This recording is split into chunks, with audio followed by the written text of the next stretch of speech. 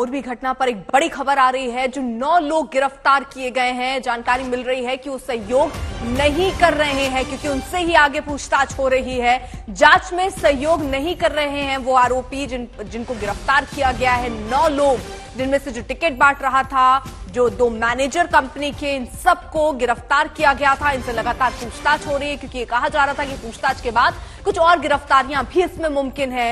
लेकिन फिलहाल आरोपियों से जो पेन ड्राइव है वो जब्त कर ली गई है और कई सवाल दागे जा रहे हैं। आशुतोष मिश्रा हमारे साथ, हमारे सहयोगी इस वक्त जुड़ चुके हैं और जानकारी के साथ। आशुतोष, ये 9 लोग जिनको गिरफ्तार किया गया, खबर तो ये कि सहयोग ही नहीं कर रहे हैं जांच में। जो चीजें जब्त हुई हैं, जैसे पेन ड्राइव, क्या मिला उसमें? अभी तक कुछ पता चला? और देखिए, ये जब इनसे पूछताछ हो रही थी तभी पुलिस ने इनको रिमांड के लिए, जब इनको पेश किया था तो रिमांड मांगी थी कि ये लोग सहयोग नहीं कर रहे हैं। एक पेन ड्राइव मिली है, साथ ही जो मैनेजर थे उनमें जो डीवीआर है, जहां जहां सीसीटीवी कैमरे लगे हैं उसकी सीसीटीवी फुटेज और डीवीआर हासिल करना है। इसी आधार पर रिमांड मांगा गया था। मेरे पास वो रिमांड की और वो जो कॉपी है उसमें जिस तरह के आरोप हैं वो अपने आप में बेहद गंभीर है कि कैसे ओरेवा कंपनी को जैसे ही ठेका मिलता। हालांकि इस ब्रिज के बारे में एक और जानकारी आई है कि 1887 में बने इस ब्रिज को जब इसका ठेका दिया गया, 2007 में भी पहले इसका जो है एक बार रिनोवेशन का काम हो चुका था। और जब इस बार रिनोवेशन का काम सौंपा तो ओरेवा जैसी कंपनी ने वो काम आगे देव प्रकाश फैब्रिकेशन को सौंप दिया। अब ये वो कंपनी है देव प्रकाश फैब्रिकेशन जिसके पास इस तरह का काम करने का कोई अनुभव नहीं था। और हमने जिस तरह रिपोर्ट में दिखाया कि जिस पिल पर एल्यूमिनियम लगा दिया उसका वजन बढ़ गया। लेकिन सबसे बड़ी चीज, सबसे बड़ी लापरवाही वो ये कि जिस कंपनी ने ये सारा काम करना था उसने आगे काम सौंप दिया उन लोगों के पास जिसके पास इसका अनुभव नहीं। और साथ ही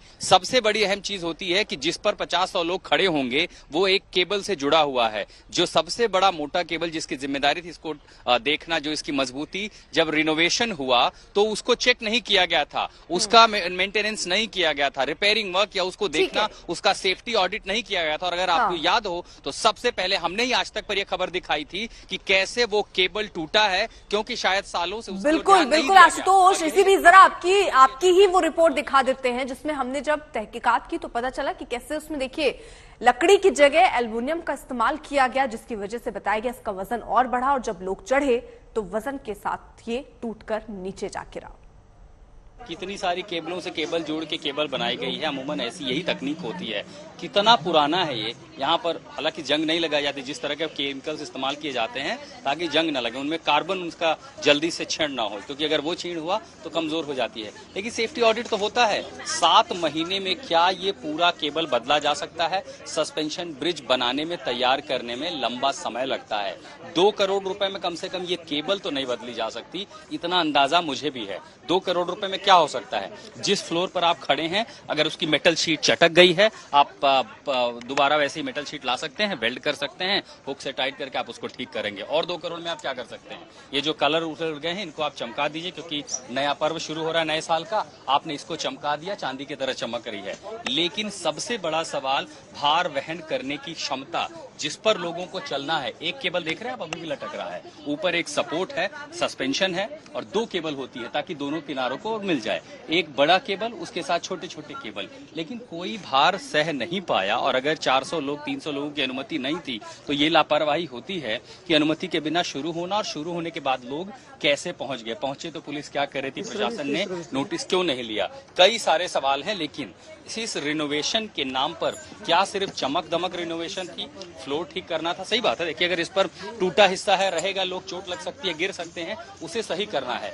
लेकिन आखिरी सेफ्टी ऑडिट, फायर ऑडिट कब किया गया था इसकी सेफ्टी चेक कब किए गए थे इन केबल्स की, ये इनके भार वहन सहन करने की क्षमता कब टेस्ट की गई थी, ये अपने आप में बड़ा सवाल है। इस बीच जो कानूनी कार्रवाई है उसको लेकर के सवाल उठा है। मसलन इतनी बड़ी घटना, 140 लोग मारे जाते हैं जिसमें 45 बच्चे हैं, और जो पहली गिरफ्तारी हुई है वो किसकी? चौकीदार की, टिकट बेचने वाले की। यहाँ तक कि कई बड़ी बात नहीं है, कल को पुलिस अपनी जांच एजेंसी में कह दे कि जो लोग मरे हैं वो खुद अपनी मौत के जिम्मेदार हैं, वो यहाँ सुसाइड करने के लिए आए थे। और अगर ऐसा होता है तो दुनिया भर में जितने भी ऐसी घटनाएं होंगी, मेले लगेंगे जहां पर ऐसे हादसे होंगे, क्या जिम्मेदार वहां लोगों को ठहरा दिया जाएगा? सवाल ये है कि जिस कंपनी को ओरेवा को ये ठेका मिला था उसकी ड्यूटी थी इसका मेंटेनेंस हो। 7 महीने बंद होने के बाद जब खोला गया तो सिक्योरिटी ऑडिट क्यों नहीं हुआ? हाँ, इसका सिक्योरिटी ऑडिट का एनओसी नहीं है, और एनओसी नहीं है इसका मतलब ऑडिट नहीं हुआ। अगर नगर पालिका, दूसरी सबसे बड़ी जिम्मेदार कि अगर सिक्योरिटी ऑडिट नहीं हुआ, आपके नाक के नीचे 5 दिन से इतना बड़ा प्रोजेक्ट कैसे चल रहा था। छोटे क्लर्क से लेकर के बड़े कमिश्नर तक की जिम्मेदारी है सुनिश्चित करना कि लोग ना बैठें। और अब तक जो सबसे बड़ी जिम्मेदारी थी पुलिस की कि जब पता चल रहा है कि भीड़ है, लोग यहाँ पहुंच रहे हैं, आपने लोगों को क्यों नहीं हटाया, ये व्यवस्थाएं क्यों नहीं हुई। अब गिरफ्तारी की खाना पूर्ति हुई है, क्लर्क उठा लिए गए हैं और टिकट बेचने वाले उठा लिए गए हैं, गार्ड उठा लिए गए हैं और बस फिलहाल यही खाना पूर्ति चल रही है। और इसीलिए सवाल पूछा जा रहा है कि कभी ये कवरअप की कोशिश तो नहीं है। तो ऐसे कई सवाल हैं कि क्या सिर्फ छोटी मछलियों पर ही कार्रवाई होगी या बड़ी मछली भी इसके शिकंजे में आएंगी। अब हम आपको दिखा रहे हैं, देखिए किस किस तरीके के गंभीर आरोप लग रहे हैं। लकड़ी वाले फ्लोरिंग को बदला गया, एल्युमिनियम का इस्तेमाल किया गया। लकड़ी का वजन और एल्युमिनियम के वजन में अगर तुलनात्मक ढंग से देखिए तो वही ज्यादा हो जाता है। फिर लोग इसमें इतने ज्यादा थे इसलिए ये वजन पुल झेल नहीं पाया। साथ ही साथ ओरेवा कंपनी ने थर्ड पार्टी को ये ठेका दे दिया। नगर निगम से 15 सालों के लिए ओरेवा कंपनी ने ठेका लिया था, लेकिन उसके बाद इस ठेके को उसने दूसरी कंपनी को दे दिया जिसके पास भी ऐसा कोई तजुर्बा नहीं था कि ऐसे मरम्मत का काम या ब्रिज के बारे में एबीसीडी भी उन्हें पता हो।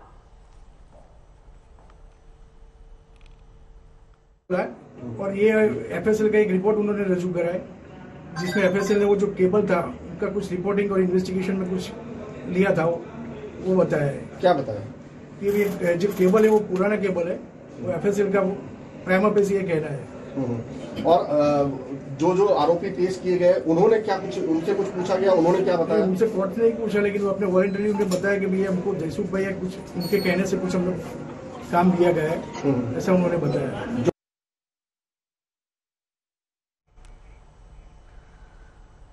तो आखिरकार कसूरवार कौन है? 135 लोगों की जान गई है किसी लापरवाही की वजह से, और उस लापरवाही के जिम्मेदार कौन कौन है, इसीलिए अब जांच चल रही है। एसआईटी का गठन किया गया है, अपने तरीके से जांच चल रही है। लेकिन यहां पर कई चीजें, कई चिट्ठी पिछले दिनों की भी वायरल होती नजर आ रही, जिसमें यह कहा गया कि कॉन्ट्रैक्ट स्थायी तौर पर दिया जाए। अगर अस्थायी तौर पर दिया गया तो इसका बिना मरम्मत के इस पुल को खोल दिया जाएगा। 6 महीने ये पुल, ये ब्रिज बंद रहा, रेनोवेशन इसका होता रहा, लेकिन सिर्फ डेंटिंग पेंटिंग, सिर्फ इसका रंग रोगन, लेकिन इसकी मजबूती पर ख्याल ही नहीं रखा गया, जिसका खमियाजा इन लोगों को, जिन्होंने अपनी जान दे दी, चुकाना पड़ा। दोनों मैनेजर में से एक ने बताया, और ये एक्ट ऑफ गॉड है। Act of God. और दूसरा, जो आपकी तरफ से दलीलें पेश की गई या फिर आपकी तरफ से क्या क्या डॉक्यूमेंट्स रखे गए, क्या क्या कागजात रखे गए और कौन कौन से सेक्शन अभी नए उसमें ऐड किए गए? सेक्शन 337, 338 एडिशन के लिए वो रखा गया है। और आईओ की तरफ से जो केस डायरी होती है और एफएसएल का जो रिपोर्ट है वो कोर्ट के साथ पेश किया गया है। और फर्दर कोई नाम ऐड करने की बात हुई या किसी नहीं, अभी कोई बात ऐसी नहीं हुई है। अभी इन्वेस्टिगेशन चल रहा है और इनके लिए रिमांड की पेशकश की गई है। तो अब देखिए जिस तरीके से लेटर वॉर भी चल रहा है, और जो वकील हैं, जब कोर्ट में ये पूरा मामला गया तो दलील क्या दी जा रही है कि ये एक्ट ऑफ गॉड है, यानी दुर्घटना हुई है लेकिन इसमें जिम्मेदारी, अपना पल्ला झाड़ने की कोशिश यहां पर कंपनी के जो लोग हैं वो करते हुए नजर आ रहे हैं।